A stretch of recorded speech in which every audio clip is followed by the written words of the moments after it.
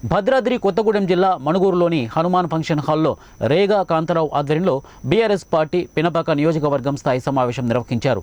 ఈ సమావేశంలో హరీష్ రావు, ఎంపీ కవిత, రాజ్యసభ సభ్యులు వద్దిరాజు రవిచంద్ర, రేగా కాంతారావు పాల్గొన్నారు। ఈ సందర్భంగా హరీష్ రావు మాట్లాడుతూ బంగారు తెలంగాణ నిర్మాణం చేసింది బీఆర్ఎస్ పార్టీ కేసీఆర్ నాయకత్వంలోనే అని అన్నారు। ఇక రానున్న ఎన్నికల్లో బీఆర్ఎస్ పార్టీ అత్యధిక స్థానాలు గెలుస్తుందని ధీమా వ్యక్తం చేశారు।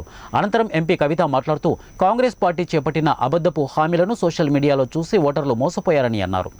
ఈ ప్రభుత్వానికి ఏమైనా కొద్దిగా చీమ ఉట్టినట్టుంటే వెంటనే ఆటో కార్మికులకు నెలకు 10,000 రూపాయల నుంచి ఆదుకోవాలని డిమాండ్ చేస్తాం। మార్పన్నారు రైతు బంధు ఎంత దుర్మార్గంగా మాట్లాడుతుంది। కళ్ళు నెత్తికెక్కినే కాంగ్రెస్ పార్టీ మంత్రులకు అహంకారంతో మాట్లాడుతున్నారు। మన జడ్పీ చైర్మన్ గారు రైతు బంధు డబ్బులు ఇంకా పడలేదు అంటే పోలీసులు పెట్టి గెంటేసే ప్రయత్నం, రైతు బంధు ఇంకా రాలేదంటే చెప్పుతో కొట్టండి అని మాట్లాడతాడు ఒక మంత్రి గారు। ఇది అహంకారం కాదా? మీకు తెలిసిన మార్పు ఏంటి? మా కేసీఆర్ ఉండగా ఎన్నడన్నా ఫిబ్రవరి నెల దాకా రైతు బంధు పడకుండా ఉండాలి, ఎప్పుడైనా డిసెంబర్ జనవరిలో రైతు బంధు ఇచ్చి చూపిండు మన కేసీఆర్।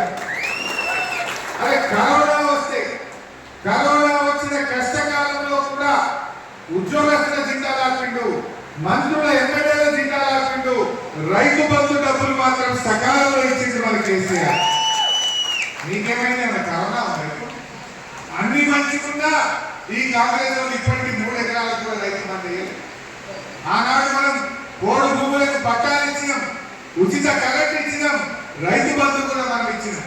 కానీ కాంగ్రెస్ వాళ్ళు పట్టా భూములకు లేదు, కోడు భూములకు లేదు, ఏ భూములకు కూడా రైతు బంధు ఏది పరిస్థితి అంటే ఎదిగోతున్నాయి ఆ డబ్బులు। ఏం చేస్తున్నారు?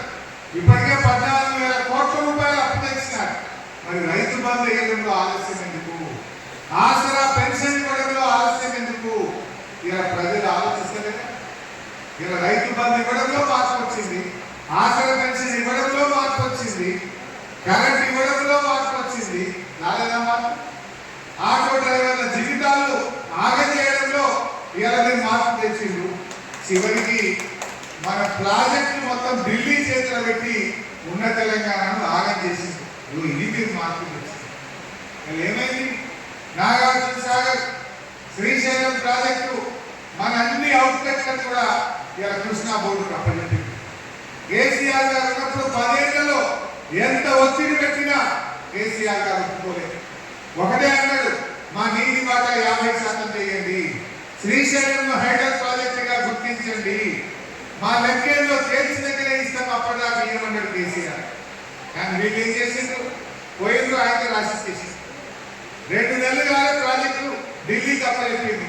రేపు నాగార్జున సాగర్ ఎమ్మకాలకు నీళ్లు కావాలంటే పరిశ్రమ, మంచి నీళ్లు కావాలంటే పరిశ్రమ, కరెంటు కోసం ఇబ్బందులు పడ్డాం। ఇవాళ ఈ రకంగా